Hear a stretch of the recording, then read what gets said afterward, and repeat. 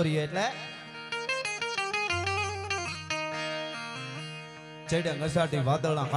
ઘણા રે ગઢ જીત્યા પણ ઈડરિયો ગઢ ન જીત્યો। આ ગઢ દોલતસિંહ દરબારનો છે, જેણે વર્ષો પહેલા પોતાનો મહેલ એક પહાડોની વચ્ચે અરવલ્લી પર્વતમાળાની વચ્ચે બનાવેલો છે। અને અહીંયા આગળ અવનવા કેટલાક રાજાઓ પોતાના યુદ્ધ કરીને ઈડરિયો ગઢ જીતવા માટે પ્રયત્ન કરે, પણ હજી સુધી એવો કોઈ મહત્વાકાંક્ષી રાજા ન બની શક્યો કે ઈડરિયો ગઢ જીતી શકે। તો આજે આપણે આવ્યા છીએ આ ઈડરિયા ગઢની મુલાકાત માટે। આપણને જોવા મળશે નાની નાની આ કોટડીઓ, નાના રૂમો।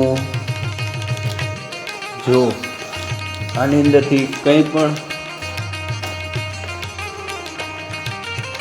જોવા મહેલો, આવા રૂમો અંદર બનાવેલા વિવિધ રૂમો હતા। અને એકથી પણ બે કે બેથી વધુ પણ આની અંદર દરવાજાઓ જોવા મળે છે। મહેલો માટે દેખો લોખંડનો પણ આની અંદર ઉપયોગ કરવામાં આવેલો છે।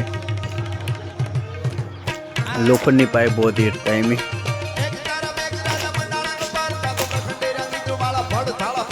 અહીંયાથી સંપૂર્ણ નગર આપણે જોઈ શકીશું, ઈડર નગર।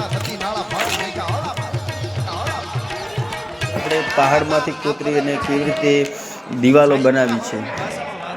મહેલની રક્ષા માટે જે સૈનિકો અહીંયા રક્ષણ કરતા તેના માટે અહીંયા ગોળી બારૂદ મૂકવામાં આવતા। જોવા બધે આવી જશે મિત્રો। આ છે પાવાપુરી। આ પાવાપુરી જે મહાવીર સ્વામીનું નિવારણ સ્થળ છે, આ ઈડરિયા ગઢની અંદર આવેલું છે। પાવાપુરી એક તાલુકા તરીકે ઓળખાય છે। અહીંયા આગળ પ્રાચીન કાળનો સૌથી અદ્ભુત સમય આ ઈડરિયા ગઢ છે।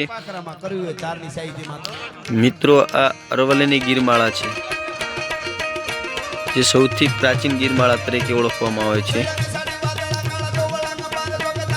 મિત્રો જોઈ રહ્યા છો તમે જે રાણીનો મહેલ આવેલો છે।